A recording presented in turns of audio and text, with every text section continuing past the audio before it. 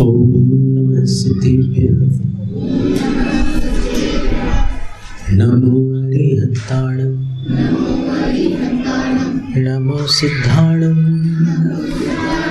नमो आयर्याणं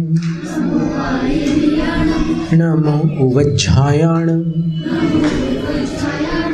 नमो लोय सव्वसाहोणम्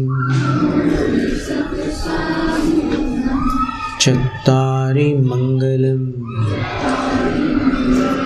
अरहन्त मङ्गलम् सिद्ध मङ्गलम् साहु मङ्गलम् केवलिपण्णतो धम्मो मङ्गलम् चत्तारि लोकोत्तमा अरहन्त लोकोत्तमा सिद्ध लोकोत्तमा साहु लोकोत्तमा केवलिपण्णतो धम्मो लोकोत्तमा चत्तारि शरणं पवज्जामि अरहन्त शरणं पवज्जामि सिद्ध शरणं पवज्जामि साहु शरणं पवज्जामि केवलिपण्णतो धम्मो शरणं पवज्जामि। 3 लोक और 3 काल के 5 परमेष्ठियों को नमन। वर्तमान धर्मशास्त्र नायक वर्धमान महावीर तीर्थंकर भगवान को प्रणाम। द्वादशांग शुद्ध देवता भगवती जिनवाणी सरस्वती देवी माता को वंदन। पूर्व शताब्दी के ज्ञानी ध्यानी तपस्वी परम श्रद्धेय चारित्र चक्रवर्ती धर्म धुरंधर आचार्य शांति सागर मुनिराज को नमोस्तु। दीक्षा शिक्षा गुरु आचार्य श्री विद्यासागर महाराज को नमोस्तु।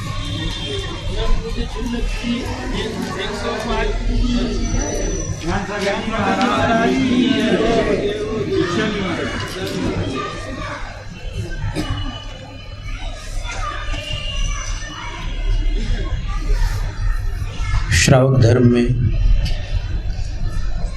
12 व्रतों का वर्णन प्रवर्तमान है। 5 अणुव्रत, 3 गुणव्रत, ये अपन देख चुके हैं, समझ चुके हैं। 5 अणुव्रतों में पहला अहिंसाणुव्रत, दूसरा सत्याणुव्रत, तीसरा अचौर्याणुव्रत, चौथा ब्रह्मचर्याणुव्रत, 5वां परिग्रह परिमाण अणुव्रत। गुणव्रतों में पहला दिग्व्रत, दिशा परिमाण व्रत। फिर उसी के अंतर्गत अगर दिशाओं को और सीमित कर ले, सीमा में भी और सीमा कर ले, तो देश व्रत हो जाता है। तो दिशा परिमाण में ही दोनों को सम्मिलित किया। गौतम गणधर वाणी में इस प्रकार से इन व्रतों का वर्णन है, क्योंकि हम पहले भी बतला चुके हैं कि तत्वार्थ सूत्र में गुणव्रत शिक्षा व्रत अलग हैं, रत्नकरण श्रावकाचार में शिक्षा व्रत अलग हैं, लेकिन पद्म पुराण में गौतम गणधर के प्रतिक्रमण सूत्र में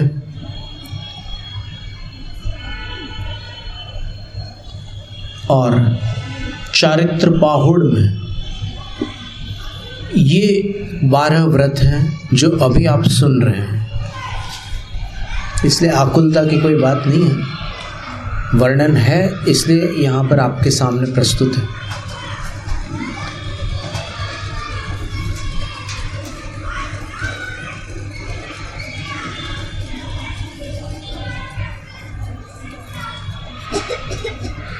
तो एक बात आई थी कि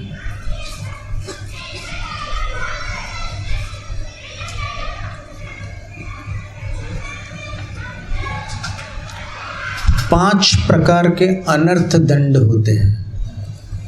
आई थी नहीं बात? पर वो 5 कौन से होते हैं ये बताना बाकी था, तो आज बताए देते हैं। कुछ अनर्थ दंड वचन संबंधी होते हैं, कुछ मन संबंधी होते हैं, कुछ शरीर संबंधी भी होते हैं। अनर्थ दंड का अर्थ हो व्यर्थ की प्रवृत्ति, मन वचन काया से संबंधित निरर्थक प्रवृत्तियां।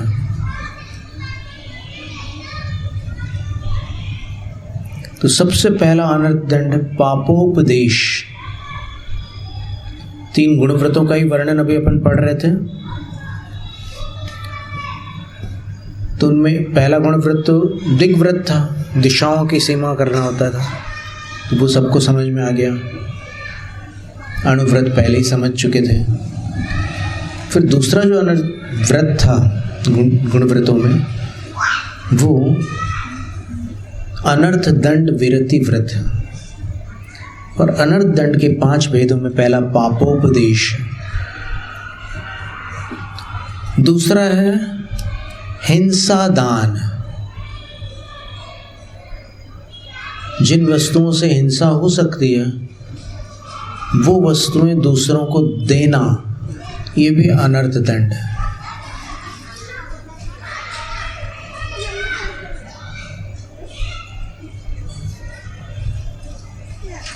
अब जैसे आप बाजार से माचिस खरीद के ला रहे हैं और रास्ते में एक व्यक्ति जिसको सिगरेट जलानी है वो आपसे पूछता है कि माचिस है क्या, तो आप दानवीर बन करके उसको दे दो माचिस, अनर्थ दंड हो जाएगा। समझ में आया ना?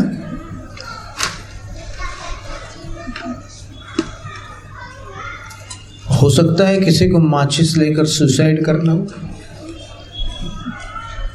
तो कितना बड़ा अनर्थ हो जाएगा। इसलिए कोई ऐसी चीज जिससे बहुत बड़ा नुकसान हो सकता हो, ऐसी हिंसा हो सकती हो, वो कभी दूसरों को नहीं देना होते इस व्रत में। फिर अपध्यान तीसरा है, अपध्यान, ये तीसरा अनर्थ दंड है। फिर चौथा है दुश्रुति, दु उसमें विसर्ग, दुह श्रुति।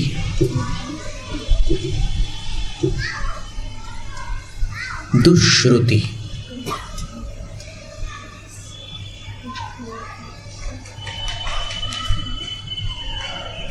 और अंतिम है प्रमादचर्या।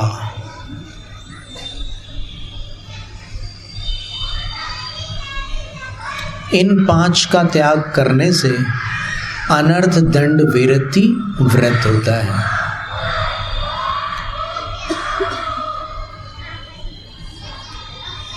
अब इसमें पापोपदेश क्या है? जैसे वो बहेलिया लोग होते हैं, वो पेड़ों में ऐसी कुछ काड़ियाँ चिपका देते हैं और उन काड़ियों में वो कुछ लगा करके चिपकाते हैं। तो कोई भी पक्षी आकर के बैठता है तो फिर वो वहाँ से अलग नहीं निकल पाता, वो उसमें चिपक जाता है। फिर वो उसको पकड़ के पिंजरे में बंद कर देते हैं और उनको बेचते हैं जाकर के। तो ये उपाय अगर कोई किसी को सिखा दे कि भाई तेरे को तोता पकड़ना है क्या, तो मैं तेरे को एक तरीका बताता हूँ। तो ये चीज़ें, ये भी अनर्थ दंड में आता है, पाप उपदेश इसका नाम। इसी प्रकार जानवरों को और भी किसी प्रकार से तकलीफ होने लग जाए, चूहे कैसे पकड़ना, फिर वो जानवरों के लिए फंदा कैसे लगाना, जाल कैसे बिछाना, और पेड़ों के ऊपर और क्या क्या तरीके हैं पक्षियों को फंसाने के, ये सारी बातें अगर किसी को सिखाते हैं तो ये पापोपदेश है।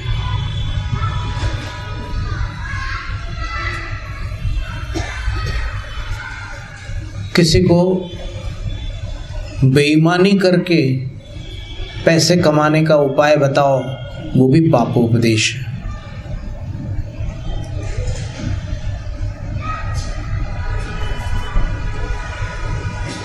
और इस प्रकार की चर्चाएं करना, दूसरों को ऐसी स्टोरीज सुनाना कि उसमें से वो कुछ गलत चीज़ें सीख जाएं, ये भी पापोपदेश है।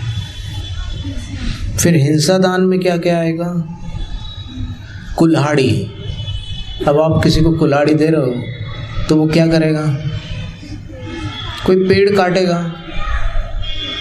या लकड़ियाँ काटेगा, तो उसमें अगर वो जीवित पेड़ को काटता है तो फिर आपको बिना किसी कारण उसका हिस्सेदार बनना पड़ेगा, क्योंकि जो पाप करता है उसको तो पाप लगता ही है, जो उसमें मदद करता है उसको भी पाप लगता है। क्या मतलब हुआ? पाप करने वाले को तो पाप लगता ही है, लेकिन सहयोग देने वाले को भी पाप लगता है।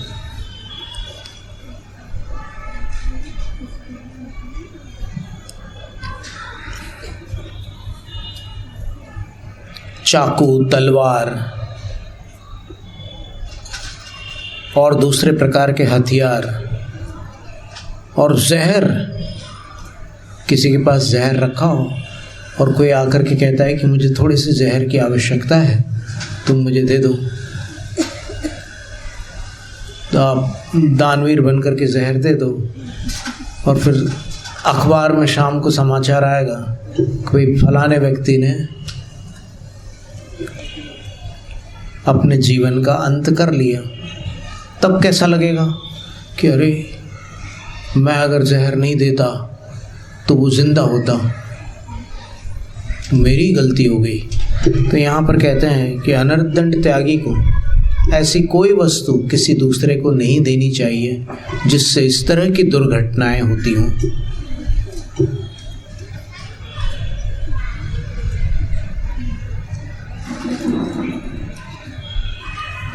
फिर पिंजरे और सांकल और जानवरों को फंसाने वाले जो ट्रैप्स होते हैं, फंदे वगैरह, ऐसी हिंसक वस्तुएं दूसरों को देने से वो हिंसा दान नाम का अनर्थ दंड होता है। फिर तीसरा कौन सा था? अपध्यान। अपध्यान क्या होता है? किसी की पिटाई के बारे में सोचना, किसी को बांधने के बारे में सोचना, किसी को काटने के बारे में सोचना, द्वेष के कारण ऐसे भाव आ जाते हैं, किसी को मारने पीटने के भाव आ जाते हैं, किसी को बांधने की इच्छा हो जाती है, किसी को काटने की भी इच्छा हो जाती है, और राग के कारण पराई स्त्री और पराये धन पर मन ललचाता है, तो उसके बारे में मन में विचार आता है कि अरे ये तो हमसे पीछे था और आज कितना आगे बढ़ गया, पता नहीं कहाँ से कैसा आशीर्वाद मिला इसको कि माला माल हो गया। मेरे को भी पूछना पड़ेगा कि भाई तेरे को कौन से गुरु का आशीर्वाद मिला है, मैं भी ले लूँ। तो इस तरह ये दुर्ध्यान कहलाता है। ये बुरे लालच के कारण या फिर घृणा के कारण जो ध्यान होता है, इसको अपध्यान कहते हैं। इसके बाद चौथे क्रमांक पर दुष्श्रुति था। दुष्श्रुति का अर्थ होता है ऐसी पुस्तकें जिनको पढ़कर अपना मन बिगड़ जाता है, खराब हो जाता है। कुछ ऐसे नॉवेल्स होते हैं कि उनको पढ़ने के बाद अपने मन में बुरे विचार आने लग जाते हैं। तो ऐसी पुस्तकें जिनको पढ़ करके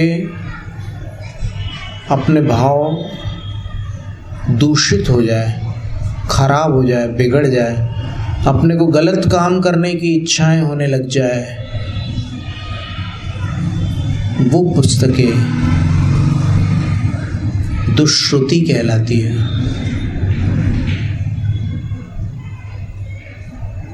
क्या क्या करने की इच्छा हो सकती है? पैसे कमाने के तरीके जिसमें दिए हुए हो, परिग्रह इकट्ठा करने के उपाय बताए हों, फिर लड़ने झगड़ने के तरीके दिए हों,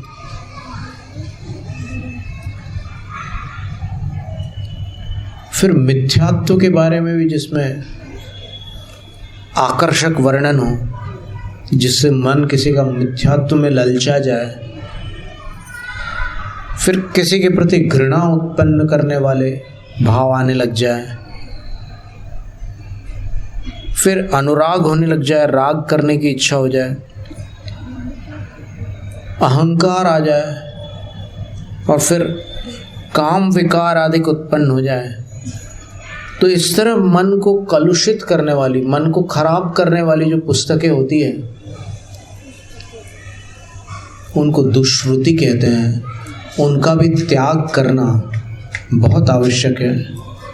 अच्छी पुस्तकें पढ़ करके एक बालक अपने जीवन को सही दिशा दे सकता है, और बुरी पुस्तक पढ़ करके वही बालक अपने जीवन की दिशा को बिगाड़ सकता है।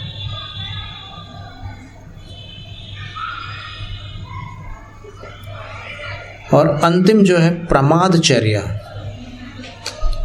ये 5वां अनर्थ दंड है। प्रमादचर्या में क्या होता है? पानी बर्बाद करना, बिना मतलब के मिट्टी में कुछ छेड़खानी करना, हाथ में कुदाली लग गई यानी हाथ में आ गई अगर कुदाली, तो फिर उससे लेकर के इधर उधर चारों तरफ मिट्टी खोद रहे हो। फिर कोई आ करके पूछता है कि ये क्या कर रहे हो? अरे कुछ नहीं, बस ऐसे टाइम पास कर रहे हो। तो इसको प्रमादचर्या बोलते हैं।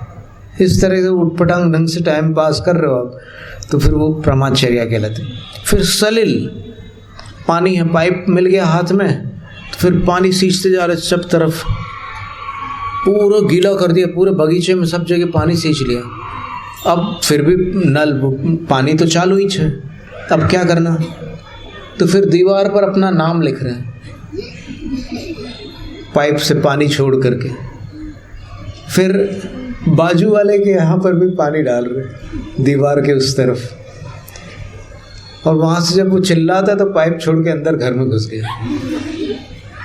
तो ऐसे सब उपद्रवी काम जो है, ये सब प्रमादचर्या के अंतर्गत आते हैं। इसी तरह दहन, माचिस हाथ लग गई तो फिर उसमें से काड़ी निकालते हैं, और फिर एक तरीके से उसको पकड़ा जाता है, जहाँ से वो घिसती है ना, वो उसकी जलने वाली तीली, फिर उसको ऐसे फंसा करके ऐसे छोड़ते हैं, तो वो जलती हुई ऐसे नीचे गिरती है, उसका मज़ा ले रहे हैं। अब उसमें कई जीवों को बाधा पहुंच रही है, लेकिन अपने को वो देखने में अच्छा लगता है, मज़ा आता है। तो ये भी एक प्रकार से प्रमादचर्या है। अग्नि के माध्यम से भी प्रमादचर्या हो जाती है। फिर वायु है, पंखा चालू किया आपने और उसके बाद चालू छोड़कर चल दिए, वो शाम तक चल रहा है पंखा। अब कितनी बिजली खर्च हो रही है वहाँ, कितना बिल बढ़ रहा है, कोई परवाह नहीं, कौन अपने को भरना पड़ रहा है। तो ऐसे दिमाग से फिर ये सब काम होते हैं। तो ये भी बिना किसी मतलब के एक पंखा चालू करना था, पर पट पट पट पट पट सारे बटन चालू कर दिए, और जाते समय चालू ही छोड़ के चले गए। लंबा चौड़ा बिजली का बिल आता है, तब फिर लगता है कि अरे इतना बिल कैसे आ गया। फिर याद दिलाना पड़ता है कि भाई तुम्हारी उंगलियों से ही आया है इतना लंबा बिल। तो ये भी प्रमादचर्या है। फिर व्यर्थ में वनस्पतियों को तकलीफ देना, उनके पत्ते तोड़ना, उनको काटना बिना मतलब।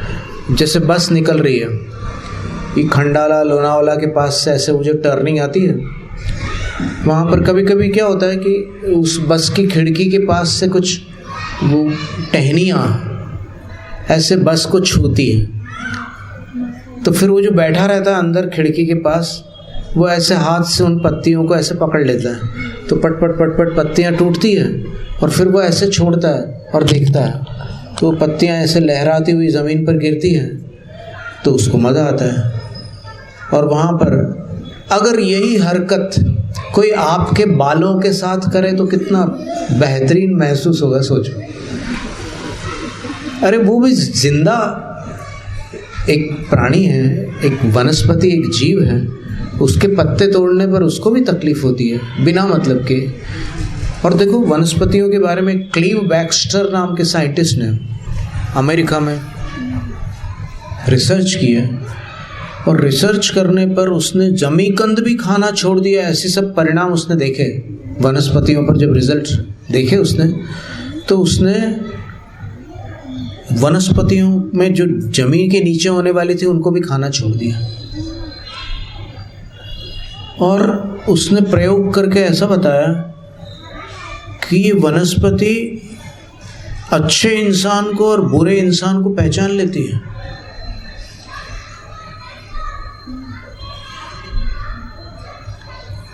सन 88 के आसपास एक समाचार में आया था कि जब उस वनस्पति में पॉलीग्राफ नाम का एक यंत्र लगाते हैं,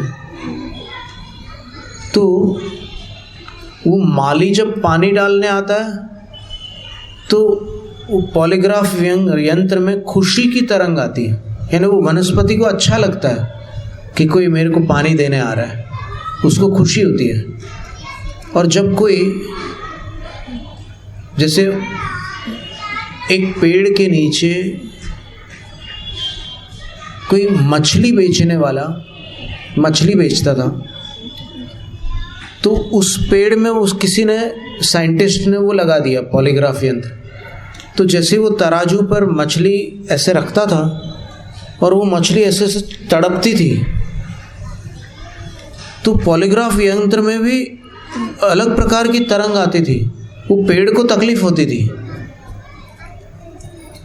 तो इतने सारे प्रयोग जब वैज्ञानिकों ने किए, तब उनको लगा कि अरे अपन तो इनको कुछ समझते ही नहीं है, लेकिन इनको कितनी, इनके अंदर भी कितनी संवेदना होती है। तो ये प्रमादचर्या में व्यर्थ में वनस्पति को काटने का भी त्याग करना होता है। इसीलिए पहले जब वैद्य लोग दवाई लेते थे ना, वो अपने यहाँ पर, उनके यहाँ बहुत सारी वनस्पतियाँ होती थी, तो जब वो वनस्पति से औषध लेने चाहते थे तो वहाँ बैठते थे और बैठ करके उस वनस्पति को अपने अंदर की भावना बोलते थे कि हे वनस्पति, हमें तुम्हारी कुछ पत्तियों की आवश्यकता है। जैसे तुलसी की पत्ती चाहिए हो, कई बीमारियों में काम आती है ना तुलसी, तो उस तुलसी के पास जा कर के उससे बोला कि हमें तुम्हारी पत्ती की आवश्यकता है, तो हम 5 पत्तियां लेना चाहते हैं, तुमसे हम पूछ कर लेना चाहते हैं।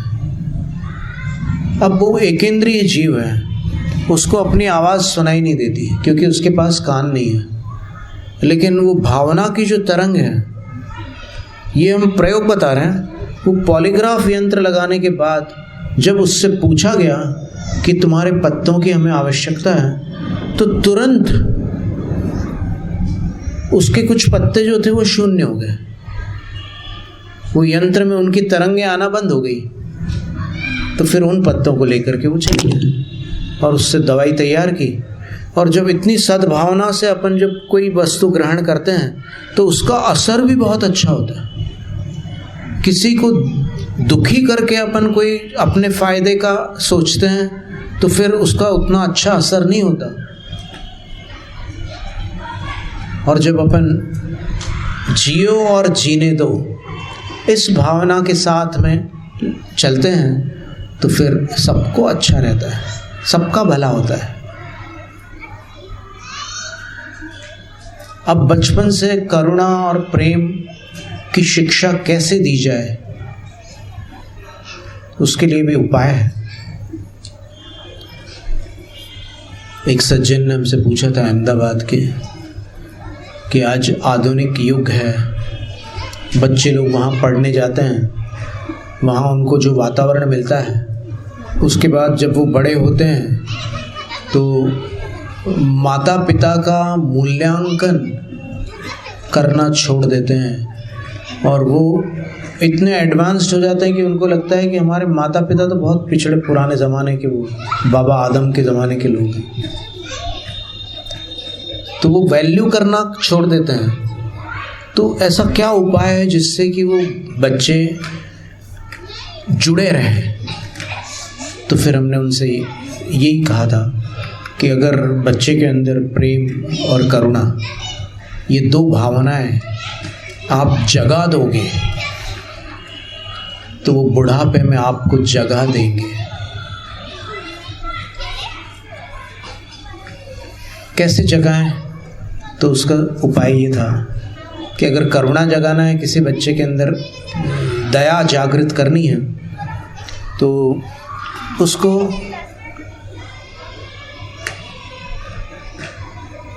अस्पताल के जो सर्जिकल वार्ड है, जहाँ पर कोई रोगी तो नहीं लेकिन दुर्घटनाग्रस्त होकर के जो लोग पड़े हुए हैं, कोई आग में जल गया है, किसी का पैर टूट गया है, किसी का पैर लटका हुआ है,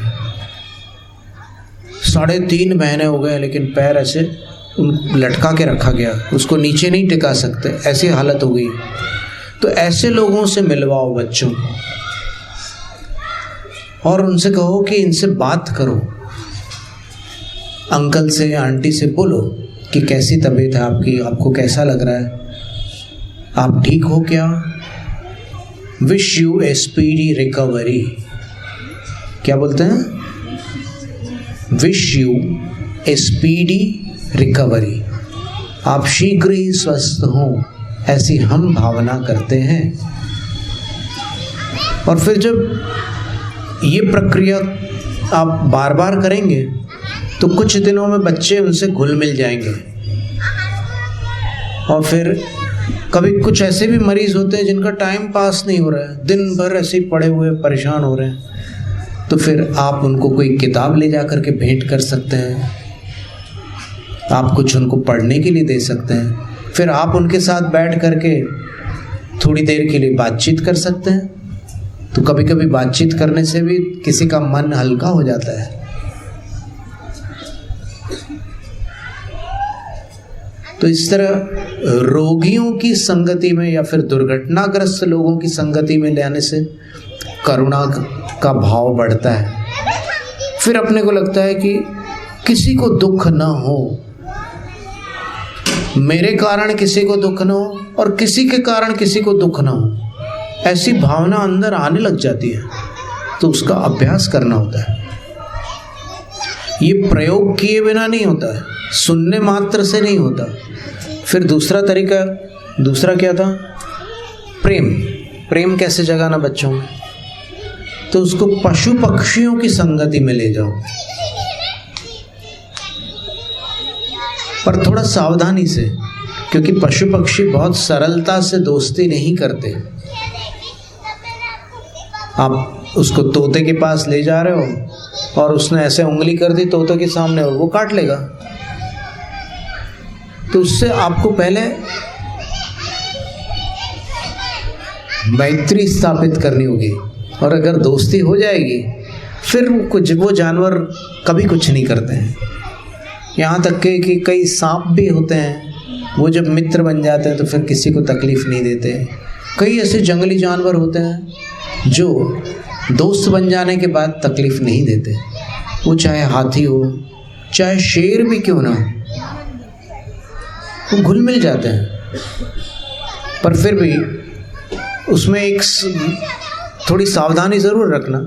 लेकिन जैसे गाय है, बकरी है, ये सुरक्षित प्राणी है।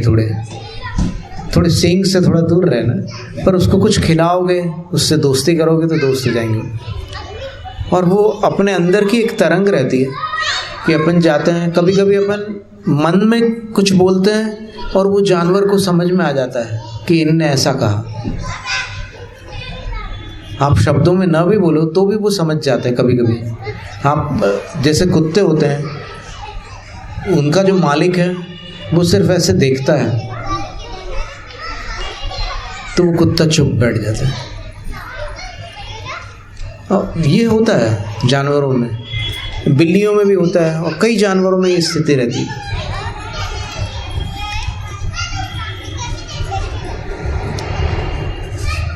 खरगोश है, गिलहरी है, मोर है। देखो, जहाँ मोर आपको मिल जाए तो आप उनको चने वगैरह कुछ खाने को देंगे, ऐसे हाथ पे रखना तो ऐसे करके चुगते हैं। तो जब चुगते हैं तो उनकी चोंच अपने हाथ में लगती है, लेकिन घाव नहीं होता। वो ऐसे करके चुगते हैं। आपको प्रैक्टिस हो जाएगी थोड़े समय में, वो चुगेंगे तो आपको फिर अभ्यास हो जाएगा, आपको मालूम हो जाएगा कि बस वो उसकी आदत है। अभी गुजरात में जब हम विहार कर रहे थे गर्मियों के समय में, तो फिर एक गांव से हम निकले तो एक काका अपने घर के गेट पर आए बाहर और उनने कुछ आवाज़ निकाली। वो आसपास जंगल ही था वहाँ पर, वो गांव छोटा सा गांव था। तो उनने कुछ ऐसे आवाज़ लगाई तो आवाज़ सुनकर वहाँ से मोर के झुंड आ गए और मोर आ गए और फिर उसने सबको कुछ न कुछ खिला करके विदा कर दिया। तो ऐसा भी होता है।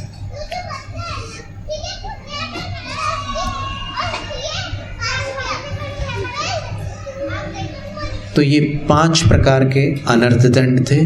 पहला कौन सा था? पापोपदेश, बिल्कुल ठीक बोला आपने। दूसरा हिंसा दान। आप गर्दन से नीचे करके क्यों बोल रहे हैं? सीधे ऊपर मुंह करके बोलो हमारी तरफ। फिर तीसरा अपध्यान। चौथा दुष्श्रुति। क्या होता है?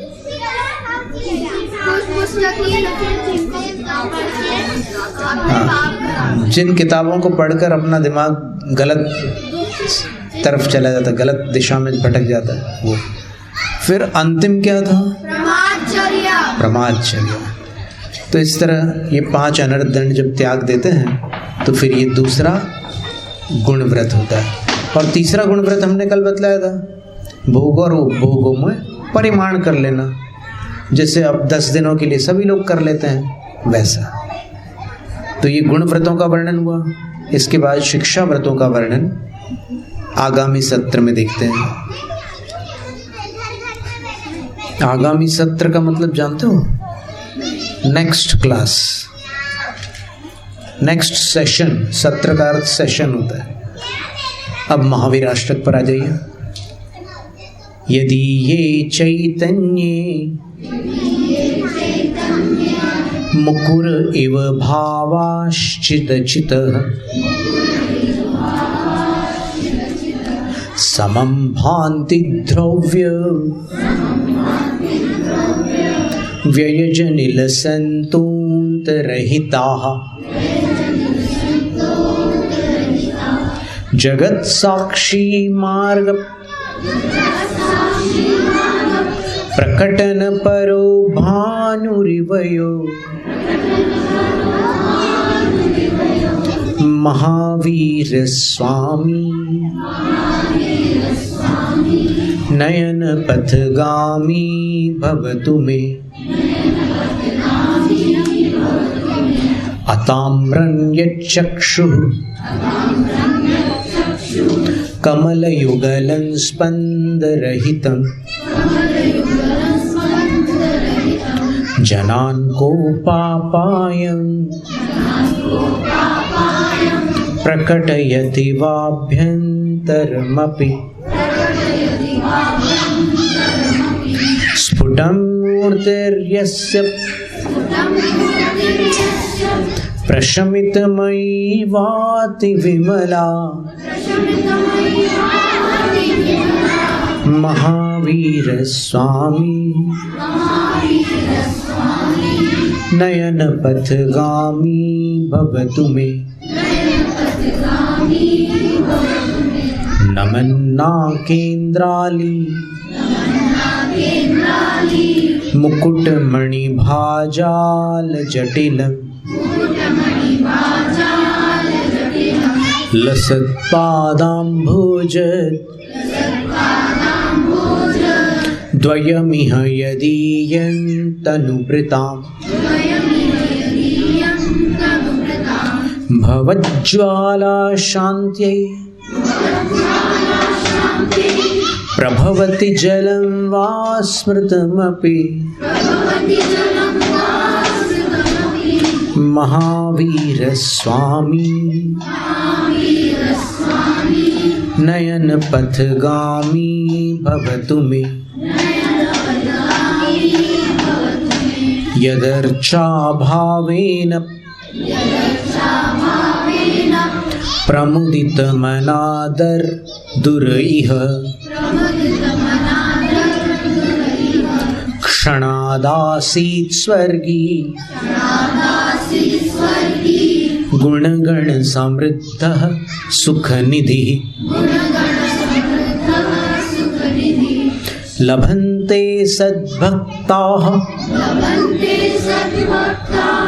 शिवसुख समाजं किं तदा महावीर स्वामी नयन पथगामी भवतु मे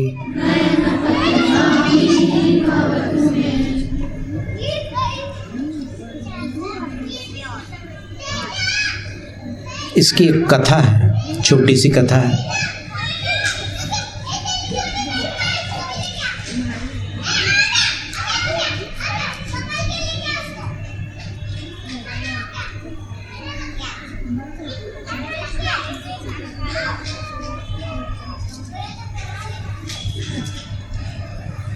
संस्कृत भाषा में लिखी हुई है, हम आपको हिंदी भी बताते जाएंगे। मगध देशे राजगृह नगरे राजा श्रेणिकः श्रेष्ठी नागदत्तः श्रेष्ठी भवदत्ता।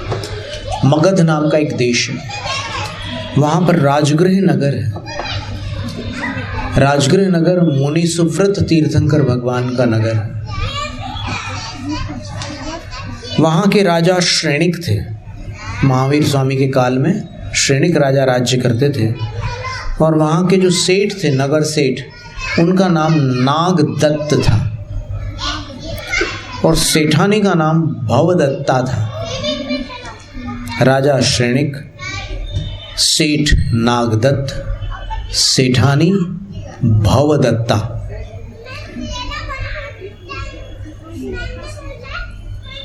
स नागदत्त श्रेष्ठी सर्वदा माया युक्तत्वान् मृत्वा निज प्रांगण वाप्याम भेको जाता।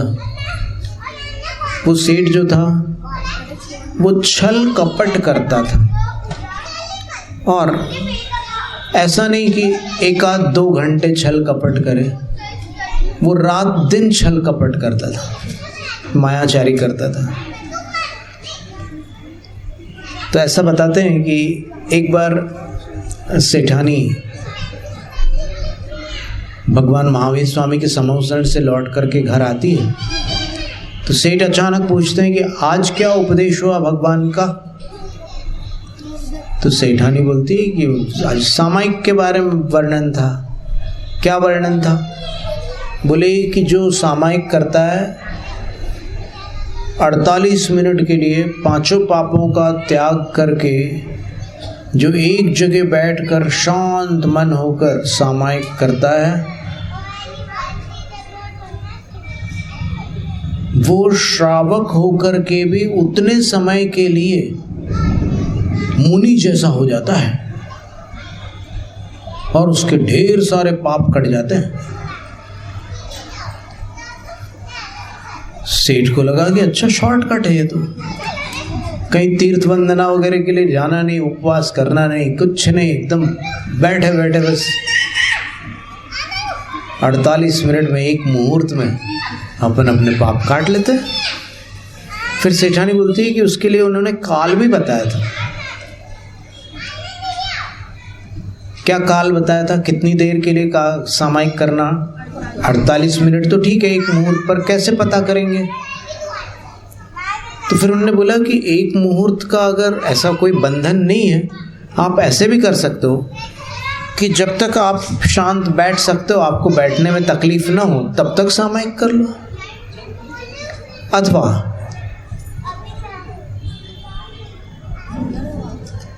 जब तक धूप तेज ना हो जाए तब तक सामायिक कर लो, जब तक अंधेरा ना हो जाए तब तक सामायिक कर लो। कई तरह से नियम ले सकते हैं। तो सेठ जी ने सोचा कि चलो मैं भी एक कोई नियम लूँगा, और कुछ दिन तो ऐसे ही निकल गए सोचते सोचते। क्या होता है कि जो लोग कभी धर्म नहीं करते ना, उनको स्टार्ट करने में थोड़ा सा टाइम लग जाता है। तो फिर एक दिन सेठ का मन हुआ कि चलो अपन सामायिक करते हैं आज। तो उसने सेठानी को नहीं बताया कि मैं सामायिक करना चाहता हूँ, और उसने सामायिक शुरू कर दी।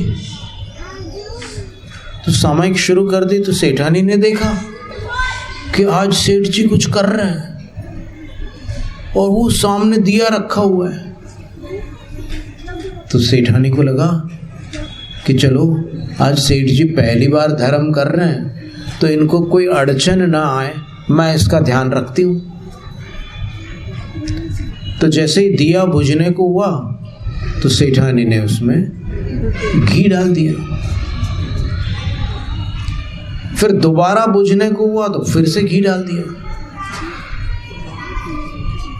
अब सेठ बेचारे बैठे हुए हैं। सेठ ये सोच रहे हैं कि भाई मैंने गलत संकल्प ले लिया कि जब तक दिया जलेगा तब तक सामायिक करूंगा, और उससे बड़ी गलती मैंने ये कर दी कि मैंने सेठानी को नहीं बताया कि मेरा ये नियम है, और अब तो सामायिक शुरू हो चुकी है, तो अब मैं कैसे कुछ बोलूं। अब तो अगर हवा आ जाए और दिया बुझ जाए तो मेरी सामायिक पूरी हो जाए, और प्यास भी बहुत लग रही है, इतनी देर बैठे बैठे सहन नहीं, गला सूख रहा है, क्या करूं। तो ऐसा करते करते जीवन भर उसने जो छल कपट किया था, तो उसको वो प्यास सहन नहीं होती है, और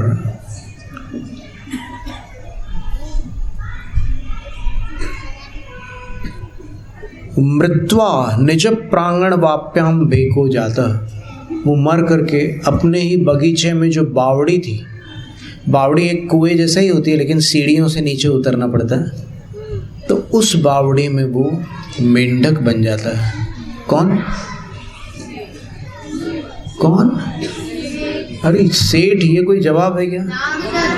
सेठ नागदत्त, पूरा नाम बोलो। ऐसा थोड़ी, सेठ तो कितने सारे सेठ हुए, और ना राजगृह नगरी में से किसी भी सेठ को पहुंचा दोगे क्या बावड़ी में? तो वो मेंढक बन जाता है। फिर बड़ा भी होता है वो, उसी बावड़ी में वो धीरे धीरे धीरे धीरे बड़ा मेंढक बन जाता है। पहले तो छोटा रहता है, फिर बड़ा हो जाता है। और एक दिन संयोग की बात है, सेठानी अब तो विधवा हो गई थी, उनके पति तो समाप्त हो चुके थे। वो किसी संयोग से वो पानी भरने के लिए जाती वहाँ पर, तो मेंढक जो था वहाँ पानी में बहुत दूर से सेठानी को देखता है, और सेठानी को देख करके उस मेंढक को याद आ जाता है कि अरे ये तो हमारी श्रीमती है। तो मेंढक एकदम प्रसन्न होकर सेठानी से मिलने के लिए पानी से ऐसे तैरता हुआ आता है उधर, और फिर एक पानी में से कूदता है वो मेंढक, और कूद करके सेठानी जो पानी भर रही थी, ऐसे हाथ पर बैठता है एक, और उसके बाद कंधे पर चढ़ जाता है, और कंधे पर चढ़ करके सेठानी के कान में वो अपनी भाषा में बोलता है कि मैं सेठ नागदत्त हूँ, पहचान पहचान, मैं सेठ नागदत्त हूँ। ड्राउ ड्राउ ड्राउ ड्राउ ऐसा करता है। सेठानी एकदम घबरा जाती है।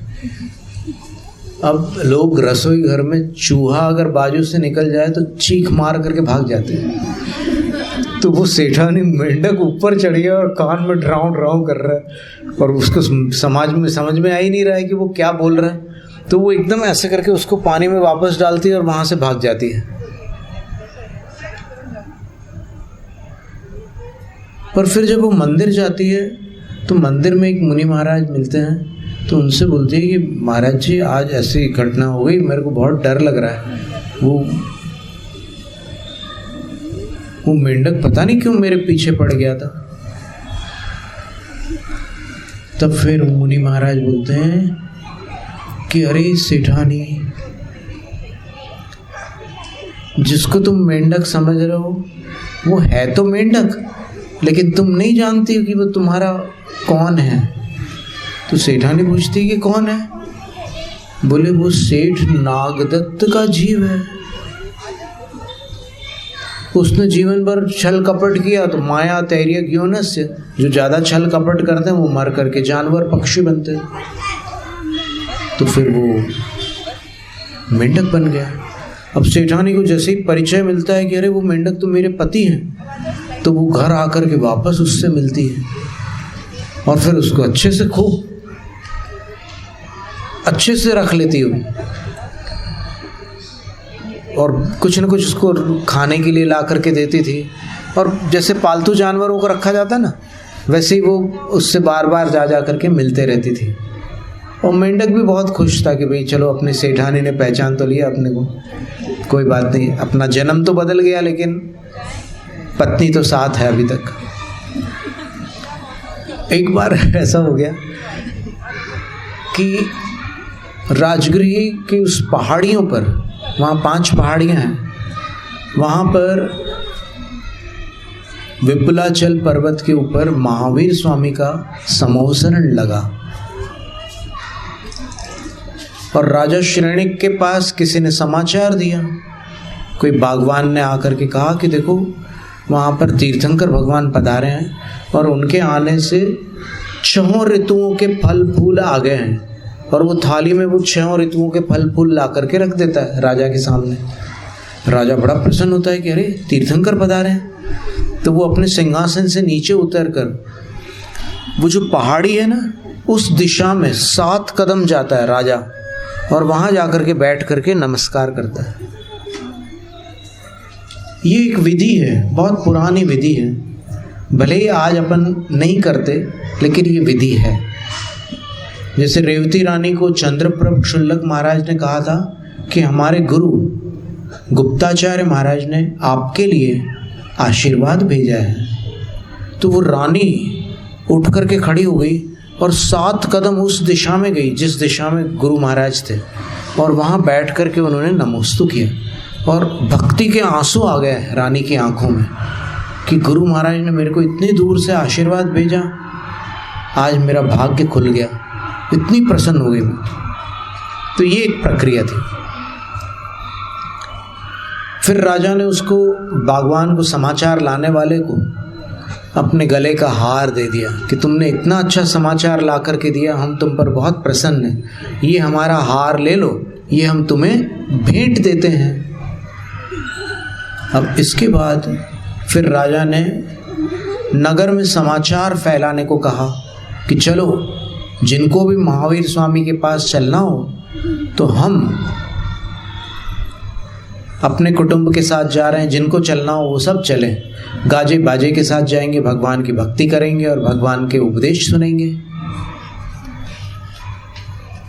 तो वो जो समाचार देने वाला, डंडोरा पीटने वाला जो व्यक्ति था, वो सब गलियों से निकला और उसने सब जगह नगर में समाचार दिए कि कुछ समय बाद राजा तीर्थंकर के पास जाने वाले हैं, तो जिनको आना हो वो आइए।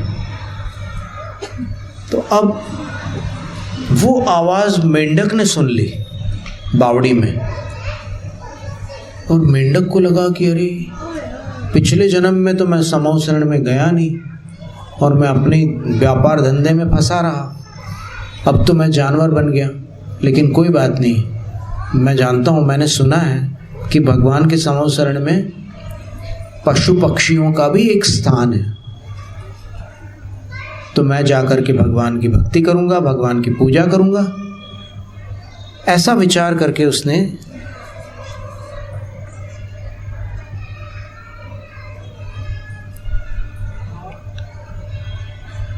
अब सेठानी के साथ तो अच्छा परिचय हो ही गया था मेंढक का, लेकिन अब जब उसने ये समाचार सुना कि भगवान आए हैं तो सेठानी को बताए बिना चुपचाप चला गया।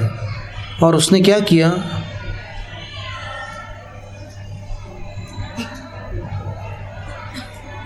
प्रांगण वापी कमलम पूजा निमित्तम गृहीत्वा गच्छन, वो उसी बावड़ी में से एक कमल का पुष्प लेकर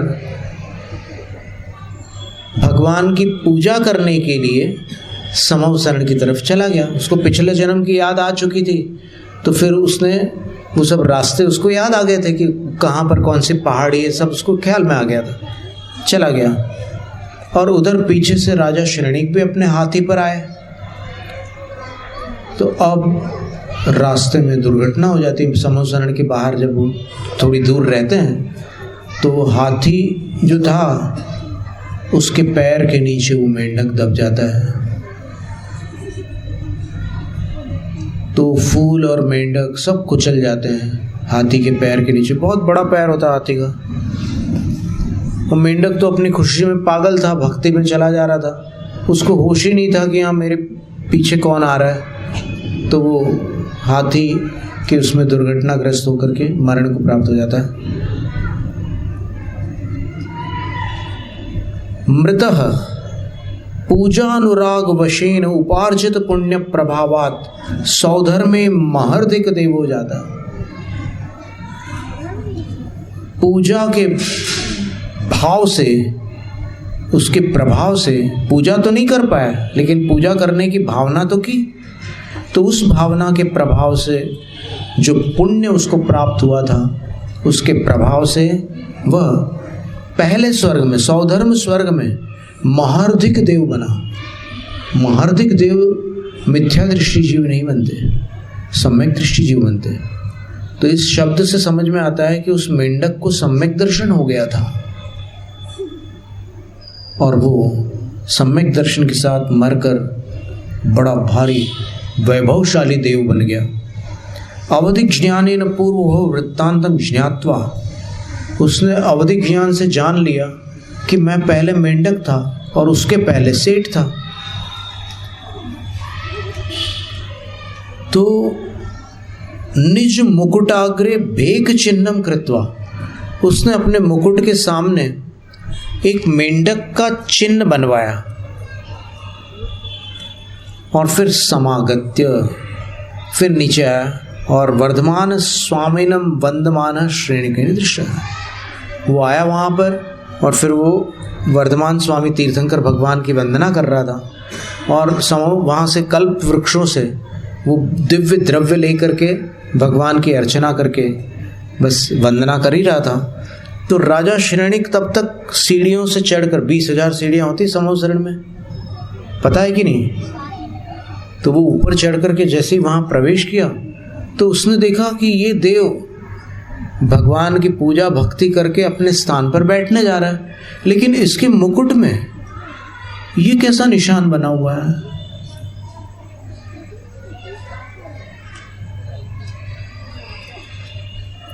ततस्तेन गौतस्वामी भेग चिन्नेस्य किं कारणमिति पृष्टः। तो राजा श्रेणिक ने गौतम गणधर स्वामी से पूछा कि हे गणधर देव, इन देव के मुकुट में ये मेंढक का चिन्ह क्यों बना हुआ है। तेन च पूर्व वृत्तांत कथिता, फिर उनने उनके पिछले जन्म का घटनाक्रम सुना दिया कि ये मेंढक ही था थोड़ी देर पहले, लेकिन हे राजन, तुम्हारे हाथी के पैर के नीचे आ गया तो ये मर कर के देव बना, और देव बनने के बाद वो मेंढक के चिन्ह के साथ यहाँ पर आया और उसने भगवान की भक्ति की है। तच्छ्रुत्वा सर्वे जनाः पूजातिशय विधाने उद्यताः संजाता इति। और वहाँ पर ये बात सुन करके वहाँ जितने मनुष्य उपस्थित थे उनको लगा कि देखो, जिनकी पूजा के भावों से मेंढक इतना बड़ा देव बन गया, सम्यक दृष्टि रिद्धिधारी देव बना, वैभवशाली देव बना, तो हम मनुष्य होकर के ये पूजा में क्यों प्रमाद करते हैं, हम ज़रूर पूजा करेंगे। और सब ने वहाँ पर संकल्प ले लिया कि आज के बाद हम पूजा किए बिना भोजन नहीं करेंगे, पहले पूजन फिर भोजन।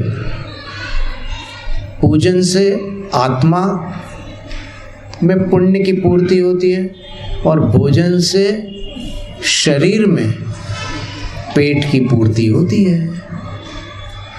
तो इस तरह ये महावीर अष्टक के चौथे काव्य में अपन ने महावीर स्वामी के समवसरण से संबंधित ये कथा सुनी है।